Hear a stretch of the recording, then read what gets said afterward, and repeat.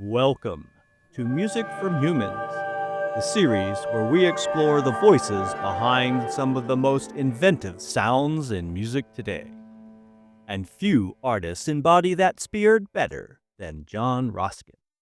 As a founding member of the visionary Rova Saxophone Quartet, Jon has spent nearly 5 decades charting new territory in avant-garde jazz and experimental music. He helped break barriers as part of the first American new music group to tour the Soviet Union. And through collaborations with musicians from around the world, his musical journey has been both deep and wide. He's released dozens of albums, performed globally, and worked with icons like Anthony Braxton, Fred Frith, and Pauline Oliveros. His compositions have received support from Other Minds, Meet the Composer, and the National Endowment for the Arts, a clear testament to the cultural weight of his work. More recently, Jon's attention has turned to graphic scores, striking visual blueprints that invite performers into entirely new ways of interpreting sound. Which got me thinking, what do graphic scores unlock for improvisers that traditional notation simply can't? Stick around. The answer might change how you think about composing, performing, and listening. Well, Jon, thanks so much for joining me on Music from Humans. Yeah, well, my pleasure. Thanks for asking me. You know, you're in one of my favorite ensembles, and you're one of my favorite Barry sax players. I know you play other instruments as well, but I just love your Barry playing. You're the R in the Rova Saxophone Quartet, and that ensemble has such an incredible storied history in new music. You guys have been around for what, almost 45 years now? Is that right? Yeah, getting closer to 50.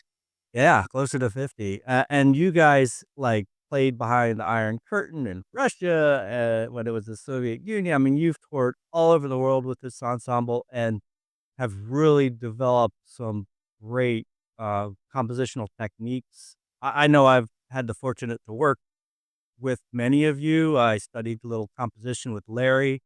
You and Steve and I were on an album together, big band album. I've been following your music since I got to the Bay Area and just really love some of what you do. And I know a lot of your compositions these days use graphical score. Yeah, I tend to that's almost exclusively at this point. And I know, some of the other people I've entered have talked about how gorgeous your graphic scores are. Now, Philip Greenleaf, his scores are actually really pretty as well. Oh, yeah, Uh, he's got like beautiful graphic scores.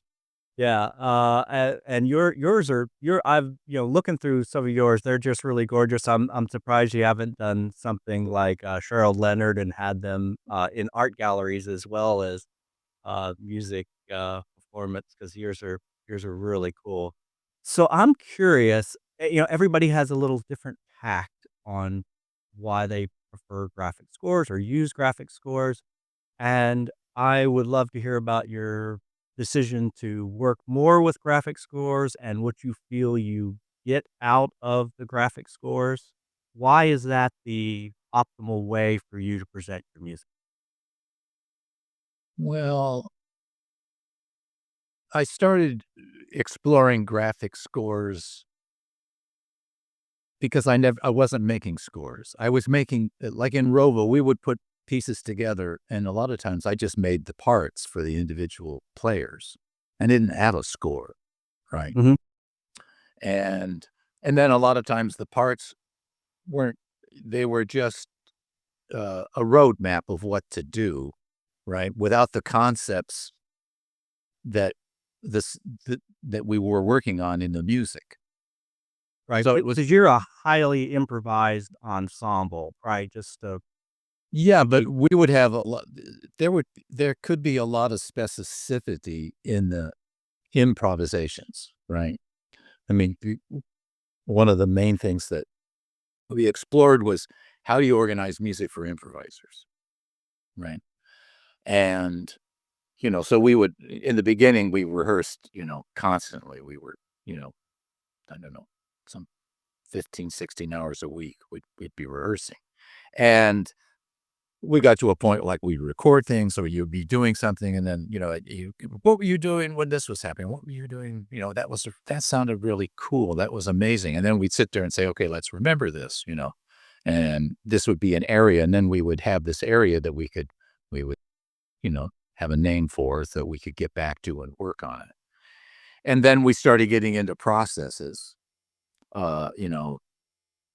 duos, trios, somebody leaving, somebody coming in, and then that kind of morphed into saying, well, how do we do how do we signal sounds and processes?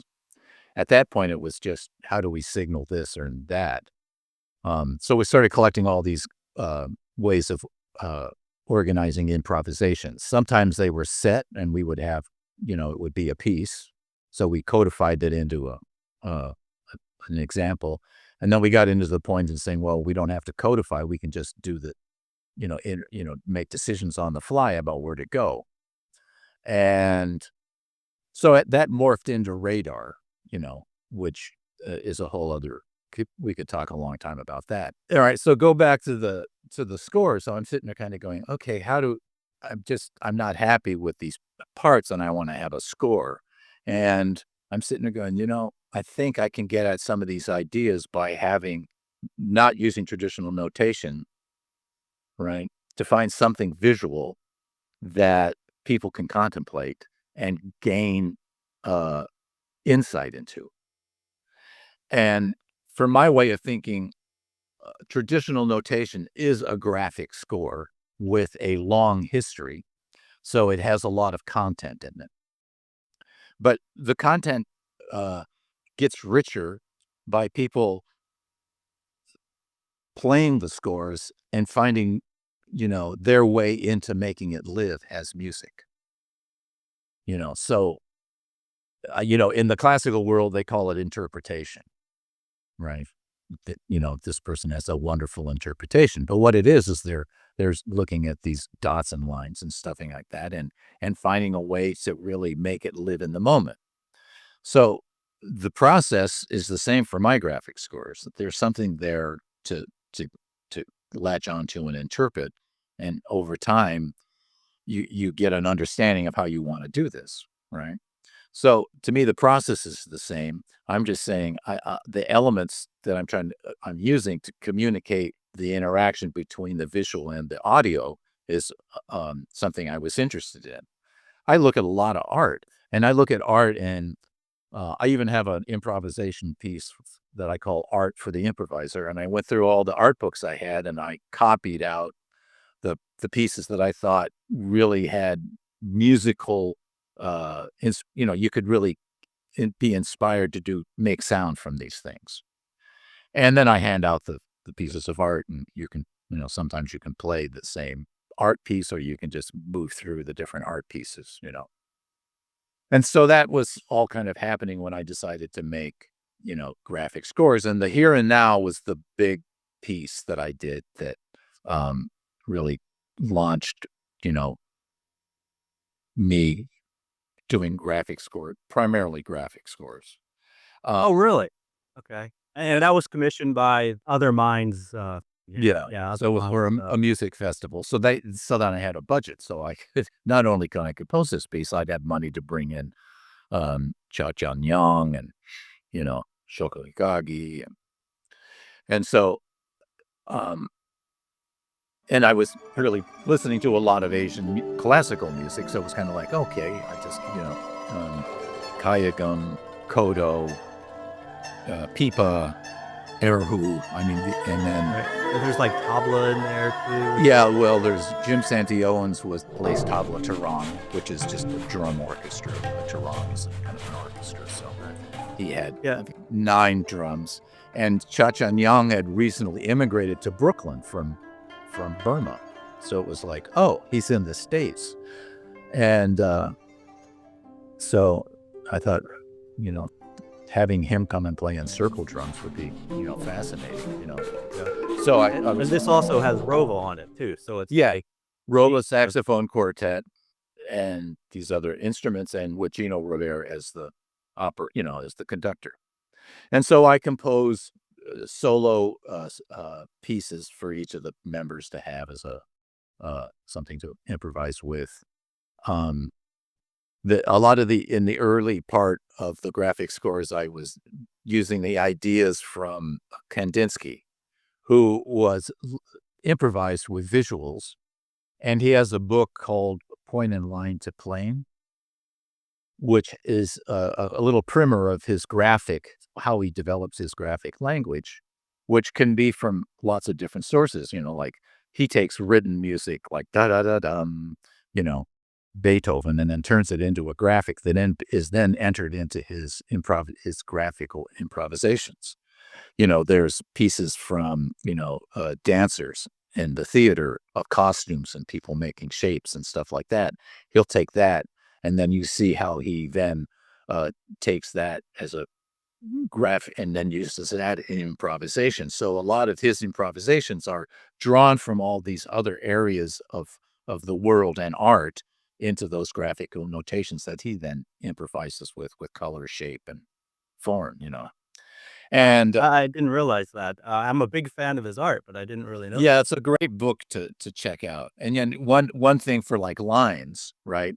He as an exercise, you just make a square and maybe dissect it into 4 parts and then put dots in it, right?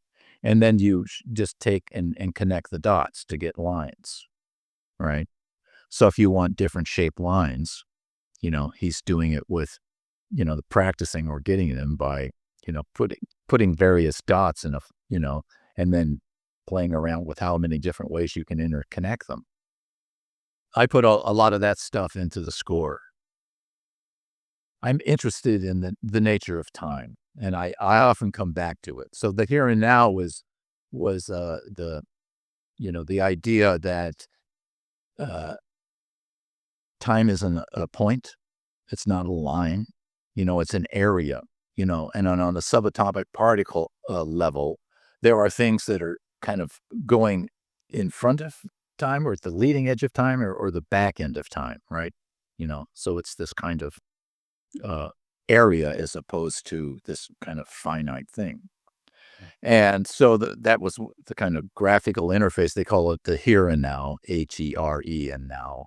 And, Dirk uses the here and now as his radio show. So I kind of copped his title for his radio show for my piece. But, you know, so which gets into, the nature of improvisation. To me, improvisation is the most immediate way of making music, right? Because it demands you to be in the here and now. It demands that you're listening and that everything you're trying to really understand the environment and the space and the musicians and everything at that moment. Steve Lacy tells a story of, Thelonious Monk always saying, you got to, you're making music so you can lift the bandstand.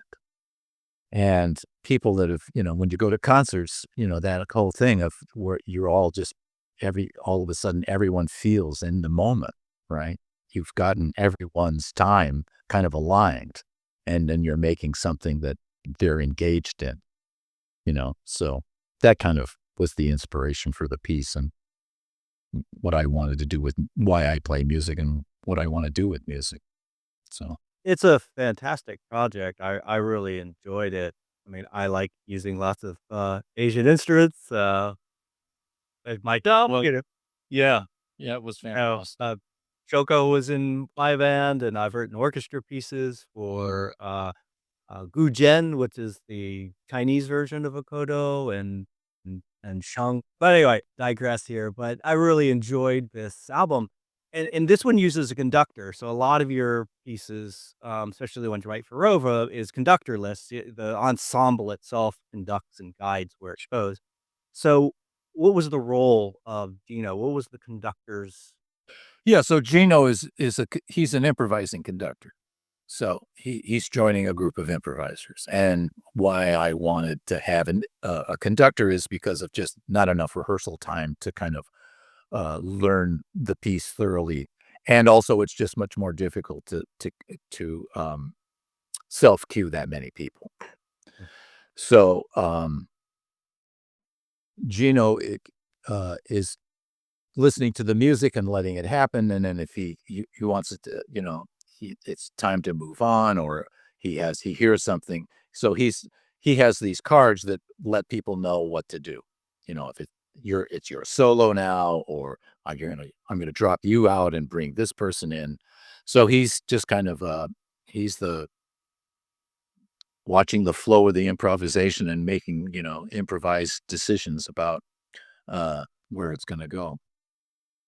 So you created cards, and so the score has various elements on it that have letters, and then what those letters mean, and then there's a section for intensity and for colors. Are those the type of objects you had on these cards? Or what? Yeah, there was a series of cards that I made, that he would hold up. Some of them were letters, some of them were colors. But the major score had, when they show this up, uh, then this is where we're going. He would hold up a card, and then he would look at everybody, and then he would give a downbeat, and then we would transit into the next section. It was very rarely a hard transit. I mean, most of it was just setting up, people coming in and people going out, and moving through different elements of the score. So in a way, he's improvising with the score.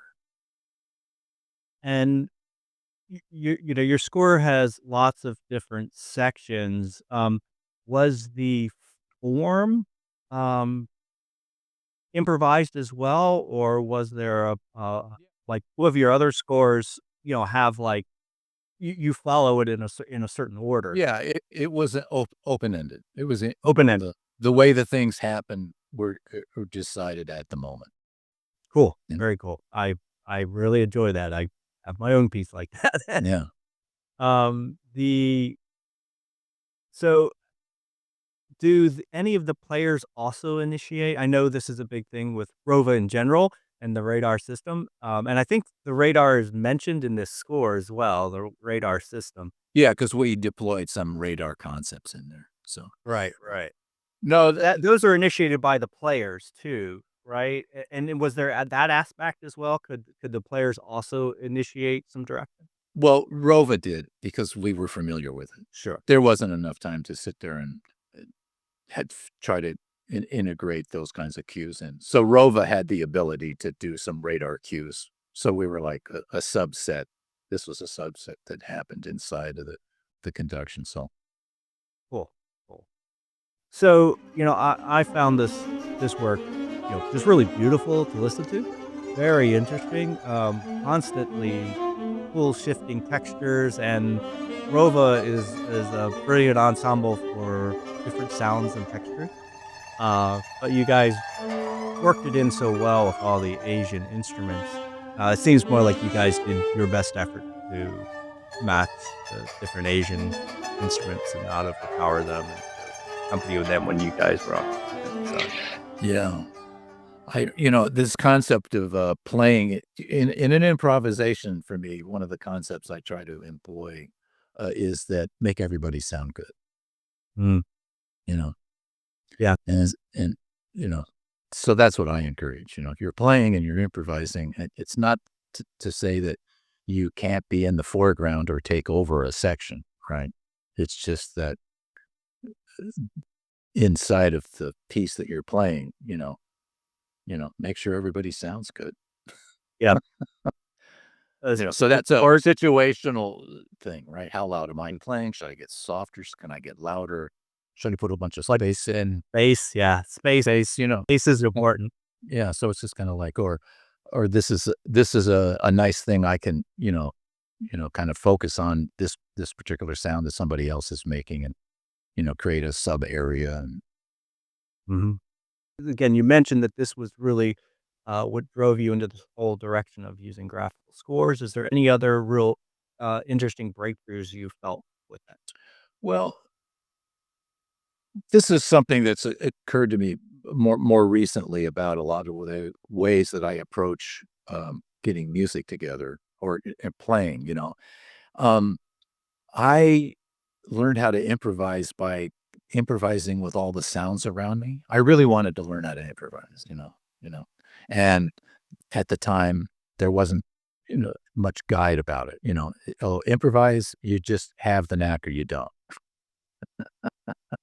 And, and this is, well, just copy somebody else. Just, go there and listen to it and learn what they do. And well, that, which is a very great thing to do, but it's also saying, yeah, but I don't want to sound, I necessarily, how did they find their voice? Right. Why do they sound so unique?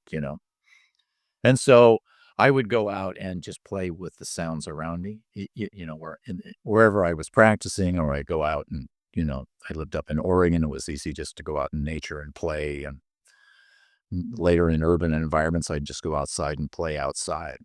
And all of it was like, okay, there's a lot of sound out there. Can you actually play along with all the sounds that's out there?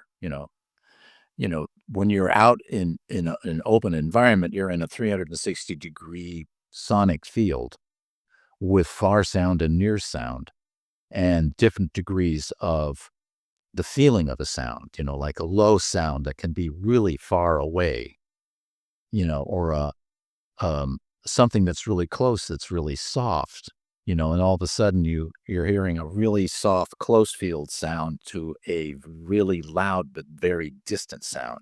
And the energy of those two sounds is dramatically different. So it's kind of like, okay, so how, you know, I want to put a sound incorporating them, So you have all these choices to make in the 360-degree field of sound. So it's kind of like this idea of being in an environment of sound, and how do you interact with that? And I realized a lot of my pieces are kind of exploring that field, different ways of looking at it. Like Winter Valley Clouds is, okay, when I moved to Sacramento, you're off in this big valley and you see all these clouds from, forming coming from the west and heading east to, bounce off the mountains, and they're spectacular.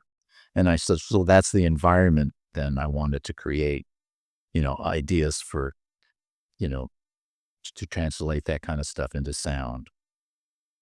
And, all of my pieces, I could give an indication of how it fits into this kind of environment of sound and how to Right. improvise in it.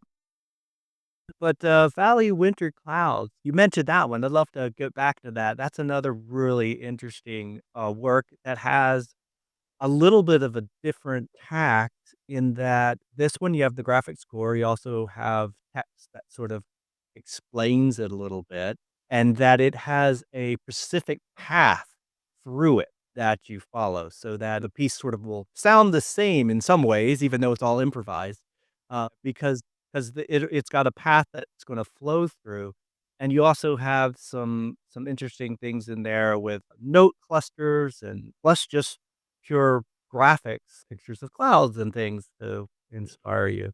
Yeah, so the elements in Winter Valley Clouds is this is again from Steve Lacy. He uses a tone row that he got from Monk, which is a second, a major third, a sixth, and a minor seventh. And it's a really fun little row to play around with and play in different keys and stuff like that. So I took to create a melodic uh, generator. I put 4 different tone rows I created and put them in a grid. And then at the bottom is the bass note they're generated on, which isn't part of the tone row, but it's just there for you to know, Hmm. harmonically where it the harmonic motion of the 4 different rows. And but you can play them in any order. You can play them up and down, across, randomly, or and there's some that have common tones. So that was a tone generator that people is a section in the piece that comes up a couple of times so that you all have, uh, you know, similar material that you can play. So one of them is one person picking a row and the other person in another row. So the duos, um, you're never having common tones because you're in different rows. Um, and then there's a rhythm generator that I put in there because I'm fascinated with odd meters. So I do a lot of work with odd meters, and you know, for this one, I just, if you have two quarter notes, or you have a quarter note and you add an eighth, you have an odd meter, right? So if you have an even number and an odd number, it generates an odd number.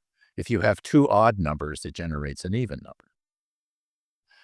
So I just put, quarter note, eighth note, two quarter notes, eighth note, three quarter notes, eighth note. And so that's just a generator that you can sit there and pick an odd number to use, and stay in, and then you can add in more eighth notes if you want into the pattern. So it's just a generator to say,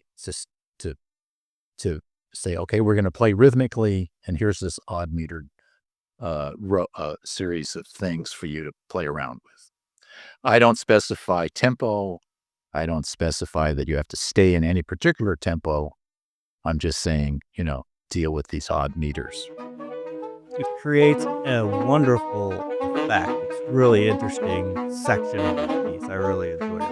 But again, this is really into my aesthetic as well, so why I like it so much. Well, there's a random factor when you look at clouds. You see all these things, right? And they're kind of, just the science of all the formations of the different kinds of clouds. I could have delved into, made it really complicated, but I said, well,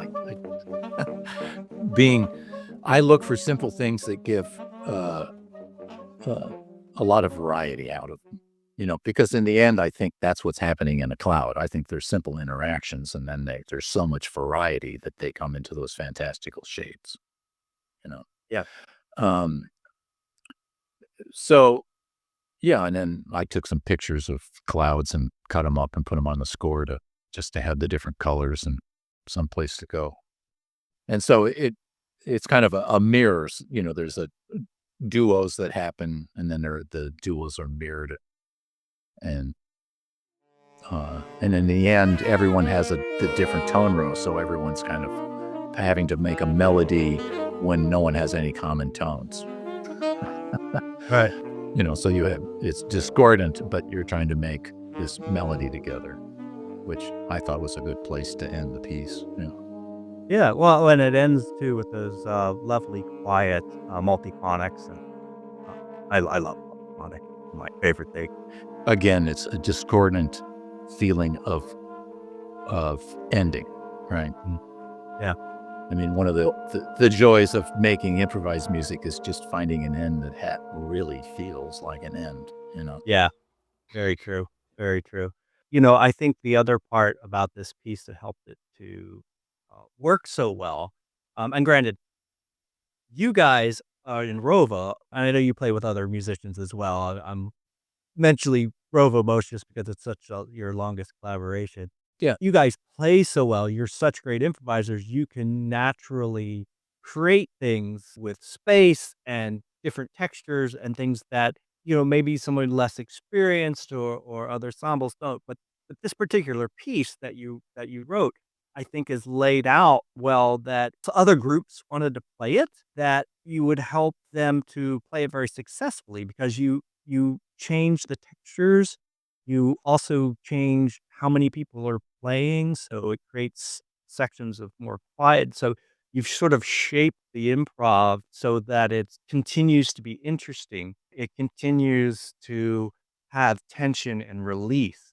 When you bring in these two sections that you have with the different instruments being just in duos, it sort of lightens everything up. And then you have sections with the chaotic rhythms that are coming there more intense and different things. So you've written in all this natural things. It's almost like this piece is also a fabulous teaching tool or helping tool for other ensembles who are really getting into doing improvisation because you've sort of mapped out how you make really good improvisation and keep it fresh the entire, 15 minutes. Yeah. I What Rova's gained over the years is the ability to improvise economically, right? That you gain a lot by editing. You gain a lot by listening and saying, does this need anything? Maybe it needs something. What can I put in to make, to really make this space better? Or maybe it's time for me to get out. or maybe there's a change that needs to be made. So you have these, it's just kind of like making decisions about how much your input is going to be happening at any one time. It doesn't limit the range of, of sounds that you can make. But it does. It ends up getting more sonic interest available to you when you're playing. Yep. If everybody's editing. It's the adage that sometimes less is more. Yeah. Mhm. It doesn't take away. Sometimes more is better. Sometimes more is more. Yeah, exactly. I mean, it's like, okay, let's just go for this. Yeah. Or you hear somebody that has a really great idea. It's just kind of like, well, let them finish. Mhm. Don't bite their line, so to speak.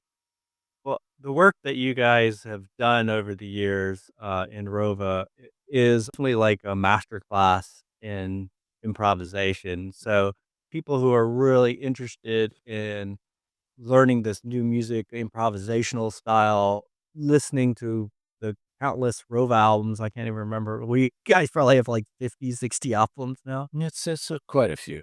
Yeah, it's sort of a master class in improv to hear all the things that you've mentioned, and with the 4 of you writing music and everybody writes their music differently, there's lots of variation in that, so it's, definitely can recommend anybody who's watching this who's really interested, inspired to do more improvisational music to be checking out, Rova and you have lots of your own CDs, your own projects, to, listen to them to figure out how improv is done well.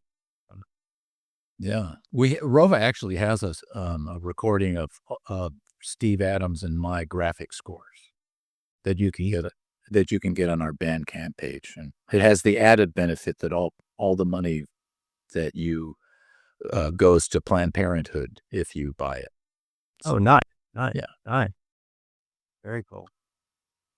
Well, John, I'm so glad you got to come on. Your work has been a really big inspiration to me and has affected a lot of my own work. So it was a real honor to have you come on Music from Humans and talk with me. Thanks for having me. It was a pleasure.